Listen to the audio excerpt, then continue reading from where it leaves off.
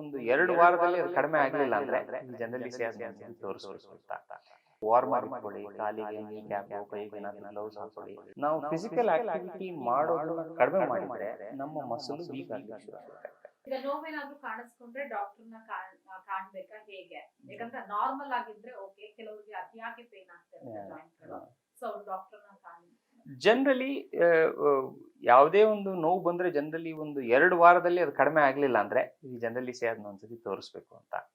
ಈ ಗಂಟುಗಳಲ್ಲಿ ಬರ್ತಾ ಇರೋ ನೋವಿಗೆ, ಎಸ್ಪೆಷಲಿ ಕೋಲ್ಡ್ ವೆದರ್ ಅಲ್ಲಿ ಬರ್ತಾ ಇರೋ ನೋವಿಗೆ ಜನರಲಿ ನಾವು ಸಜೆಸ್ಟ್ ಮಾಡೋದೇನಂದ್ರೆ ಸ್ವಲ್ಪ ವಾರ್ಮ್ ಆಗಿ ಇಟ್ಕೊಳ್ಳಿ, ಕಾಲಿಗೆ ನೀ ಕ್ಯಾಪ್, ಕೈಗೆ ಏನಾದ್ರು ಗ್ಲೌಸ್ ಹಾಕೊಳ್ಳಿ, ಸ್ವಲ್ಪ ಬೆಳಗ್ಗೆ ಸಾಯಂಕಾಲ ಚೆನ್ನಾಗಿ ಬಿಸಿನೀರು ಕಾವು ಕೊಡಿ, so local ointments, oil massages ಏನಾದರೂ ಮಾಡಿ ಅಂತ.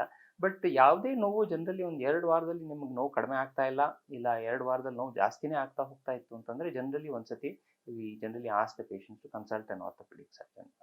ಓಕೆ, ಕೆಲವರಿಗೆ ಬೆಳಗ್ಗೆ ಎದ್ದಾಗ ಇಡೀ ಬಾಡಿ ಒಂಥರ ಪೇನ್ ಆಗ್ತಿರತ್ತೆ, ಜಾಯಿಂಟ್ ಪೇನ್ ಆಗ್ತಿರತ್ತೆ. ಸೊ ಅದಕ್ಕೆ ಏನ್ ರೀಸನ್? ಅಥವಾ ಅವರು ಮಲ್ಗೋದು ಕರೆಕ್ಟ್ ಆಗಿಲ್ಲದೆ ಹೋದಾಗ ಆತರ ಆಗುತ್ತೆ?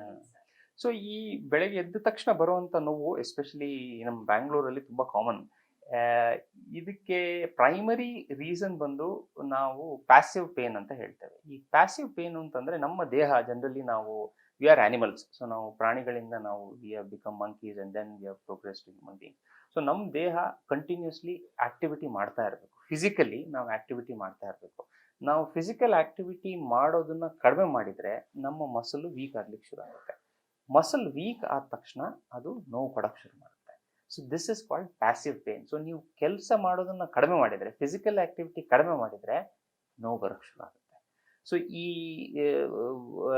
ಬೆಳಗ್ಗೆ ಎದ್ದ ತಕ್ಷಣ ಕೈಕಾಲು ನೋವು ಬರೋದು, ಬೆನ್ನು ನೋವು ಬರೋದು, ಆಫೀಸಿಂದ ಕೆಲಸ ಮಾಡಿ ಬಂದ ತಕ್ಷಣ ಸುಸ್ತು ಅನ್ಸೋದು, ನೋವು ಬರೋದು, all these or passive pain. ಈ ನೋವು ಬರೋದೇ ನಾವು ಎಕ್ಸಸೈಸ್ ಮಾಡೋದನ್ನ ಕಡಿಮೆ ಮಾಡಿದಾಗ ಬರುವಂತ ನೋವು.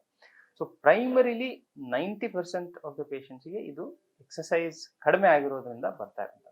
ಇನ್ನು ಕೆಲವೊಬ್ಬರಿಗೆ ಸ್ವಲ್ಪ ನ್ಯೂಟ್ರಿಷನಲ್ ಪ್ರಾಬ್ಲಮ್ಸ್ ಇರ್ಬೋದು, ಇಲ್ಲ ರೇರ್ಲಿ ಕೆಲವೊಬ್ಬರಿಗೆ ಈ ಜಾಯಿಂಟ್ ರಿಲೇಟೆಡ್ ಆರ್ಥರೈಟಿಸ್ ಅಂತ ನಾವು ಹೇಳ್ತೇವೆ. ಈ ಚಿಕನ್ ಗುನ್ಯಾ ಬಂದ್ಮೇಲೆ, ಇಲ್ಲ ಡೆಂಗು ಬಂದ್ಮೇಲೆ, ಇಲ್ಲ ಈ ರುಮಟಾಯ್ಡ್ ಆರ್ಥರೈಟಿಸ್, ಈ ಥರದ್ದು ಸಮಸ್ಯೆ ಇದ್ದವರು ಕೂಡ ಬೆಳಗ್ಗೆ ಎದ್ದು ನೋವು ಬರುತ್ತೆ. But that is a very small.